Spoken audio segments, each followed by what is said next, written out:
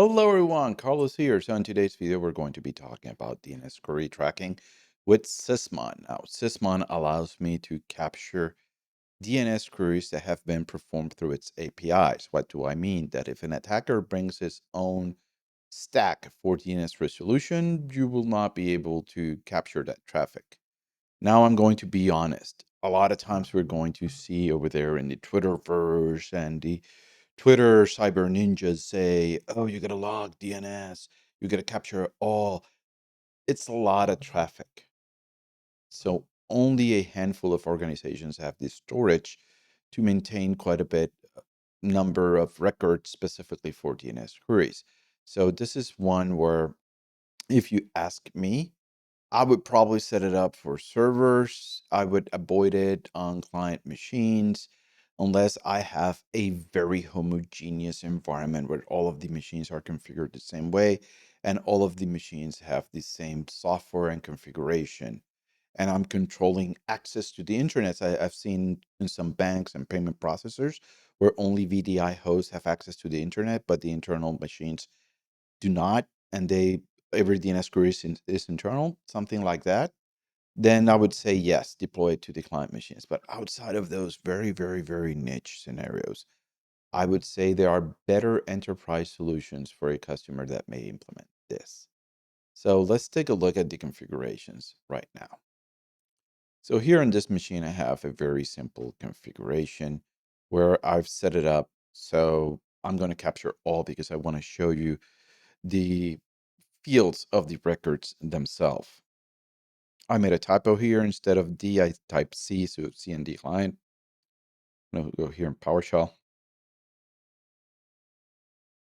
I'm going to do sysmon -C. Applying the configuration. Always confirm the configuration. There we go. And then what I'm going to do is, in fact, let me close Firefox. Let me open here my good friend Edge.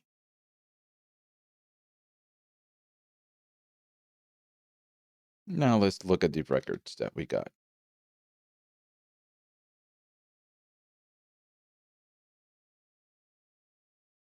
As you can see, we got a couple here. So one of the things that we're going to be getting is all of this is going to be on their event ID number 22. We're going to get the process GUID of the process that made the connection, the process ID. What is the query name? In this case, we're resolving one specific IP. Query status 0, that means that it was successful. And then query results. What were the results of that query? Then I get the image of the process that made that request, and also I get the user who did this.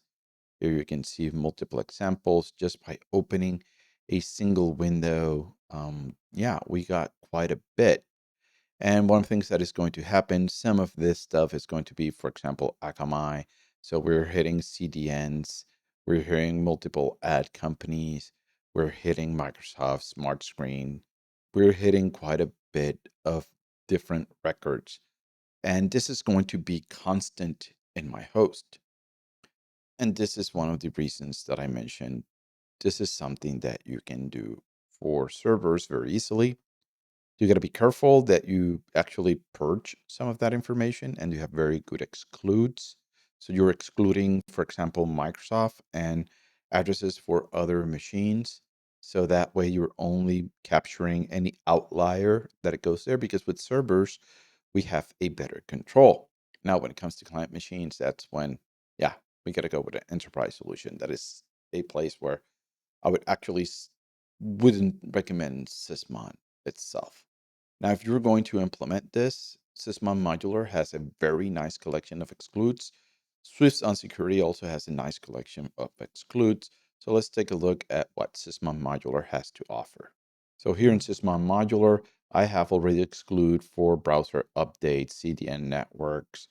I would be careful with this one since sometimes we do use those during attacks. OSCP domains, Office 365 Azure. So we have this one here for several of the known Azure domains where we're just excluding those. Spotify, Sentinel-1, Windows Search.